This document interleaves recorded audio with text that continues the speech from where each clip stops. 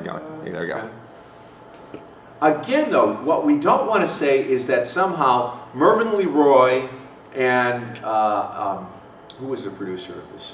Mervyn LeRoy was the director, I believe. But at any rate, that they somehow thought, oh, I know, every woman has to be either very weak and driven back home to be domesticated, or a bitch. I don't think that they thought in those terms. They just had these characters that Baum gave them. The wicked witches, the good witches, Dorothy and Em. And that's what Baum gave them to work with. What about like Dorothy? And they felt like, this is right. This is the movie that we want to make. Go ahead. Dorothy's also powerful, as you say. Well, is Dorothy powerful? Is Dorothy powerful? Yeah, she's. No. Okay, say yes. Why yes? I haven't seen the movie. Huh? Haven't seen the movie, but like. Well, what does Dorothy do? She saves everybody. She saves everybody, right? Yeah. She saves everybody. How does she save everybody? She kills the wicked witch. With what? Water. She kills one with a house, and that's by mistake. And the other one? She douses with water. She douses with water. Also, does she intend to do that? No. No. What does she need the water for? She saves Scarecrow. To save Scarecrow. Do powerful people get their power by accident? No. Someone do. Some might. But you're saying no, Melissa. No. Okay, say more. Well, I think part of the reason why Dorothy can't be a powerful character is because she didn't intend to be powerful. Like, she's okay with submitting and doing what other people tell her. Like, the whole reason she even goes after the Wicked Witch in the first place is because the wizard tells her that's what she has to do in order to go home. Okay. Isn't Oz just made up anyway? So she Oh. doesn't, right? I haven't seen the movie for like ever, but in the end she wakes up and it was all just a dream anyway. Right. So then we come back So- to what is it She's that what is it that Dorothy knows? She's powerful At the end. and her mind. Well, not But even there. I don't But it's think an she's accident. Her powerful. power Yeah. comes by accident. And what is it that Dorothy finally knows? It's the famous line. There's no place like home. There's no place like home. There's no place like home. Which she then explicates in the final scene. We watched the final scene, I think. No. I know the final scene Garland so die well. again? But what is the final scene? Didn't she die kind of young, like 40? Yeah, Judy Garland died fairly young. But what is the final scene of The Wizard of That's when Oz? she talked to each She of wakes the up and she people. talks to Yeah. each of them. Right, she talks to each of the people, I don't know. and then M asks her, so what's going on? What did you learn? Essentially, it's the Cartwright. It's the message from that the boys of South Park utter every week. What did you learn? I think we learned something here today. What is it that Dorothy learns? There's no place like home. But that means what? She explicates it. She enlarges it. Why didn't she just stay at home? Should not run away again. I'm not going to run away again because Because what she needs is what she has here. what she needs is right. What I need is what I've always had here. It's a very sentimental message.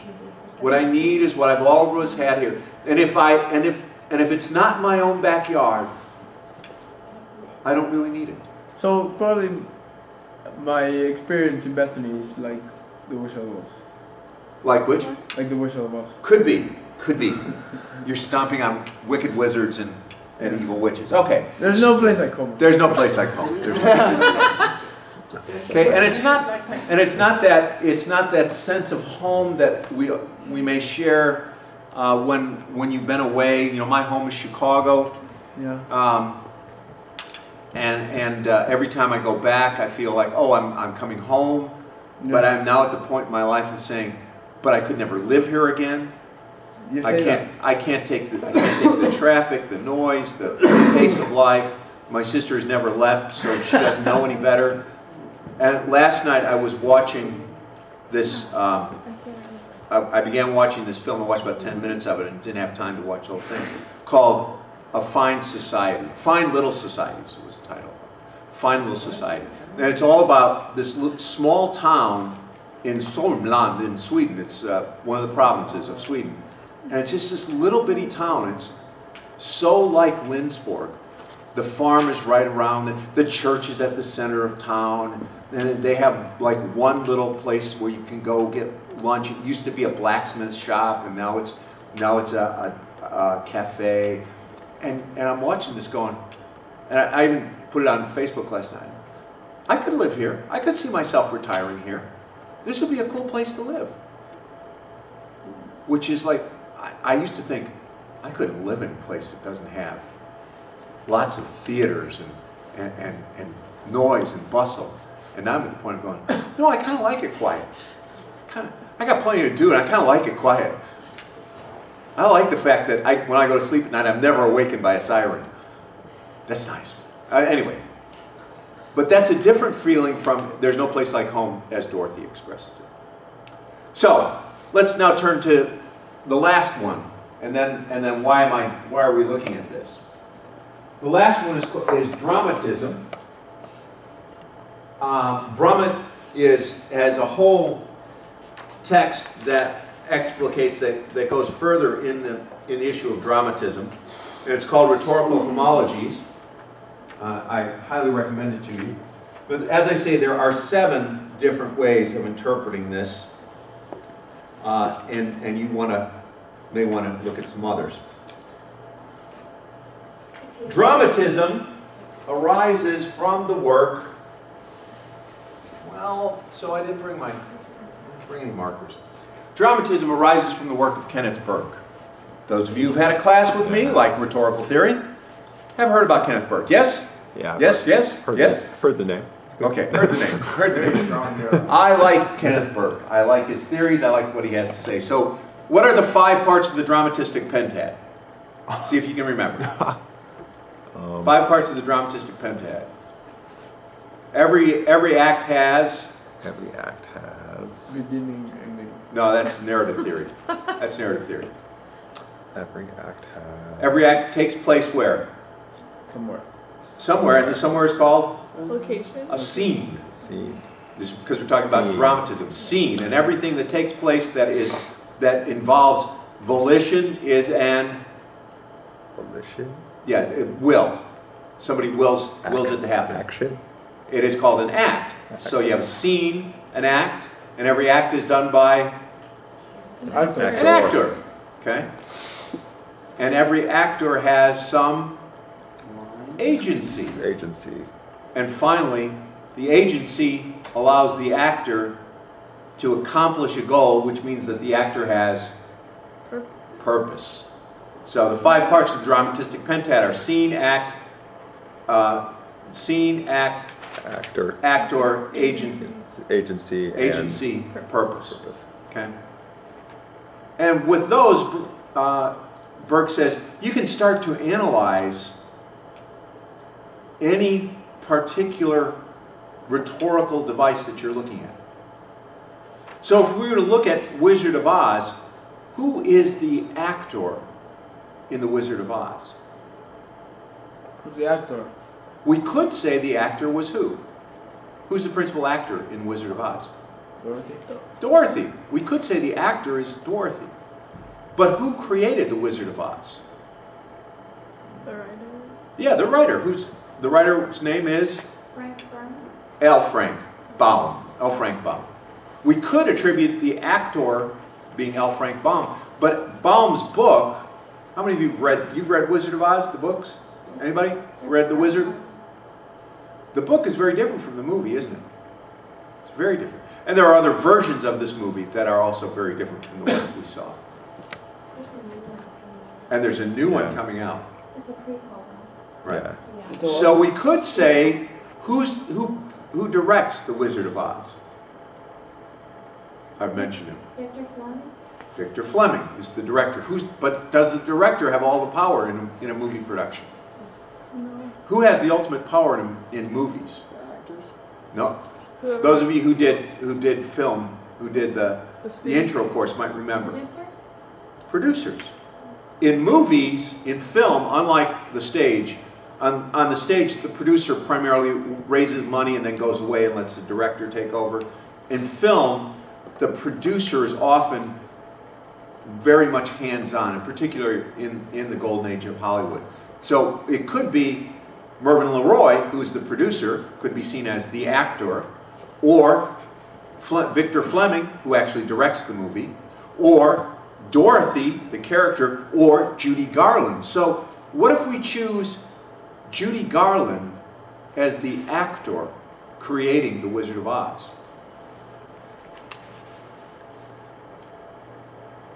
What's the scene then of The Wizard of Oz? You said it earlier. It all happens in a dream or an imagination or a hallucination? Yeah. Because you got hit on the head? Right. Concussed? So is this all happening in Dorothy's imagination? Yes.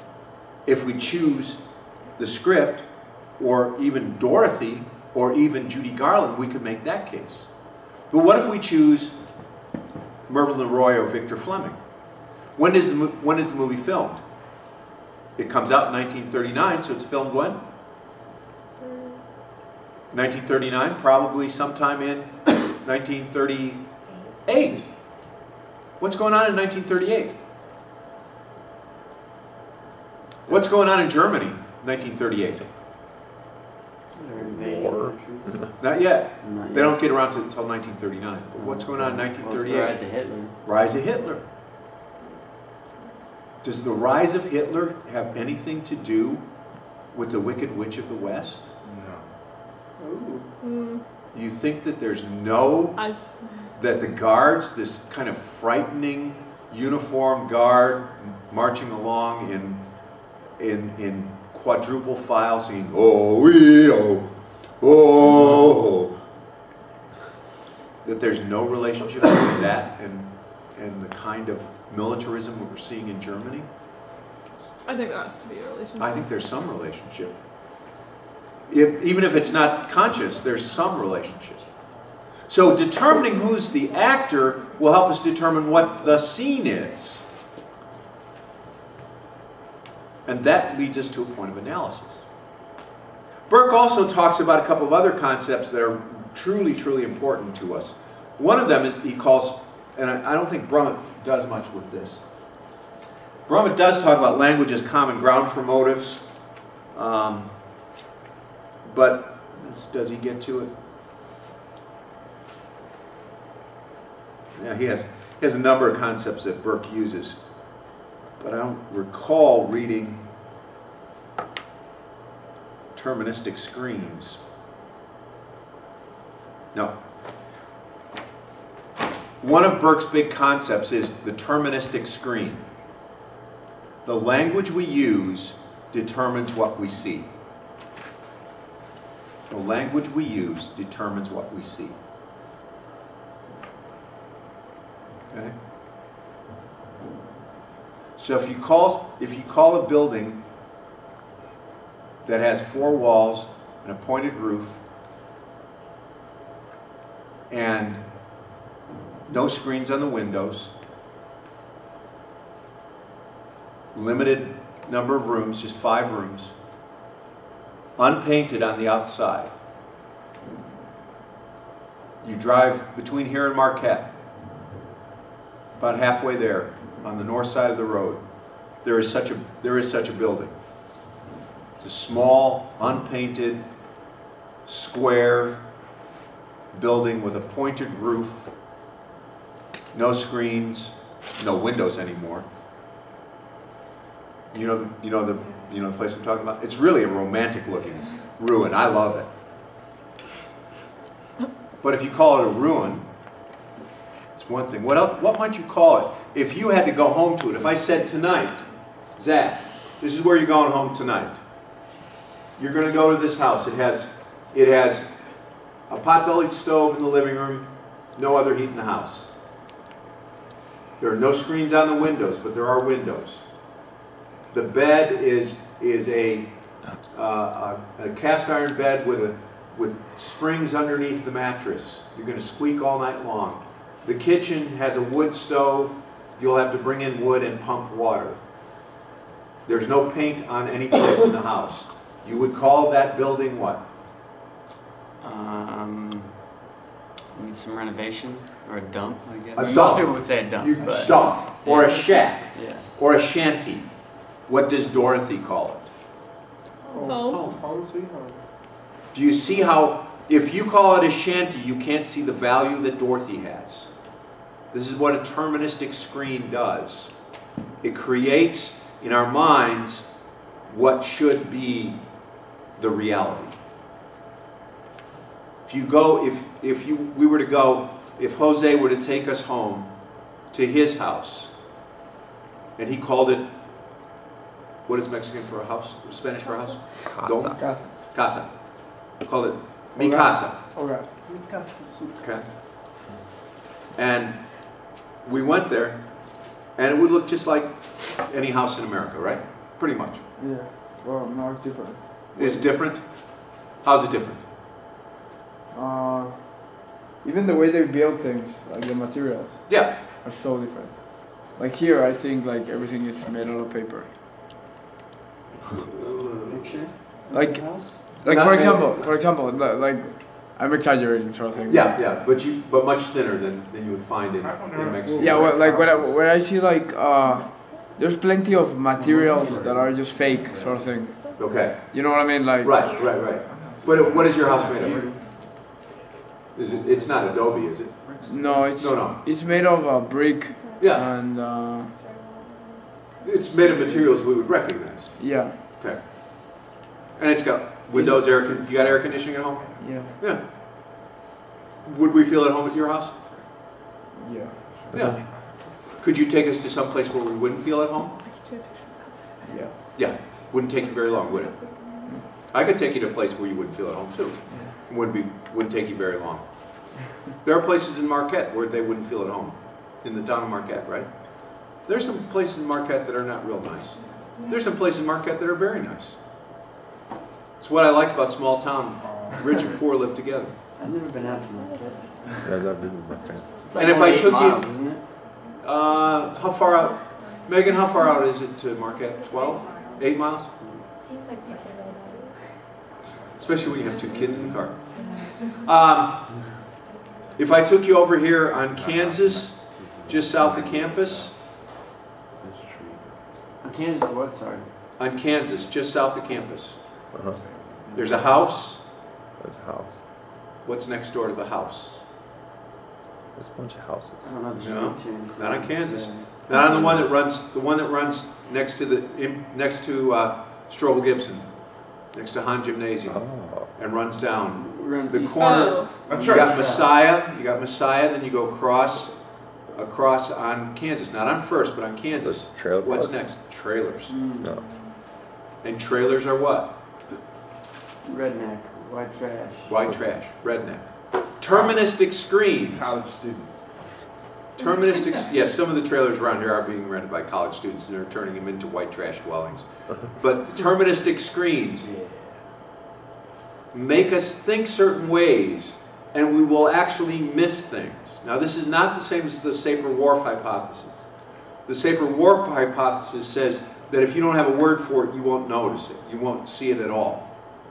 And Sapir-Whorf is not quite true, and this is not always true. But it does determine, what we call the thing determines how we will see it and what we will see. Burke also talks about scapegoating. Scapegoating. Somebody has to be to blame. It's somebody's fault. And if somebody is at fault, what do? Blame it. You blame them. You load them up with blame, and then what? Kill them. Yes, you do. You sacrifice them. You take them outside. This is an Old Testament theory. You take them outside the city wall and you sacrifice them with the blame, with the sins of the city on it. That's a scapegoat. Okay. Burke says we do that. We scapegoat. So we'll load up an object or a group or a person with blame. So who's the current scapegoat for American troubles? President. They blame everything on president. President could be. Government. Government. We blame the government for everything. Blame the government for everything. They're the reason why I can't tie my shoes. Okay? Who else is a scapegoat? Have you seen the Thanks Obama YouTube videos? No. Everything that they do, like this one was my brother has a YouTube channel and they do stupid things, but they made one where like he was tripping and every single time he fell he was like, "Thanks Obama," and so like it's just kids doing random things. And whenever something happens, like I ordered food and got the wrong one, "Thanks Obama," and I'm like, really? Okay, but they're blaming me for everything. No, I think that's got to be with irony. It's just, someone did it. I guess someone said it like on CNN or something, and so now it's become like a trend. It's become a meme. Yeah. Who else is held to be? Who are we actually trying to? Aside from we're trying to create a situation where the President of the United States cannot govern the United States, and the Congress won't. Who else are we physically trying to remove from our country? Immigrants. Which ones? Do we have problems with Canadians? Nope. Do we have problems with the Polish? No. Do we have problems with Italians? No. Or the Asians? Do we have problems with the Asians? Who are we trying to get rid Or of? the Africans? Mexicans. And then also. Why? Why? Because they work so hard. Because they take taking our They jobs. take our jobs. Sorry, Which is Jose. stupid. Thank you for coming back. We're talking about who's getting scapegoated now, Yeah, and you it's wanna it's get often rid the of Mexicans. And in fact, many of the illegal or undocumented immigrants in America are not Mexican. Are they? Are they? There are plenty of Mexican undocumented immigrants, but there are lots that are not Mexican who get called Mexican. Where are they from? Guatemala. Where Puerto else? Rico. No, not around here. All right, never Puerto mind. Ricans. Florida, Puerto Cuba. Ricans are not undocumented immigrants. They happen to be U.S. citizens. True. But you said who gets called Mexican? That's true. Puerto Ricans do get called Mexicans. Here. Who else gets called It's Mexicans? very offensive coming out. I do. Well, yeah, but you deserve it. You're Mexican. But who else gets called? People from Brazil. Yeah, Brazilians. Panama. Cuba. No, Brazilians don't get called Mexicans, do they? By people who By are here, ignorant. around By here, here. yeah. By people who are ignorant. Oh, that's yeah. outrageous. Yeah, They it don't is. even speak the same language. No, they don't. They don't. El Salvador. It's like calling a Swede a Norwegian. It's disgusting. Yeah. Terrible like- thing to do. Like horrible, isn't it? Okay. My point is that this is classic scapegoating. You find a group, you load all of the sins of the country, all of the difficulties are blamed on that group, and that group then is driven out. And that's supposed to make everything better.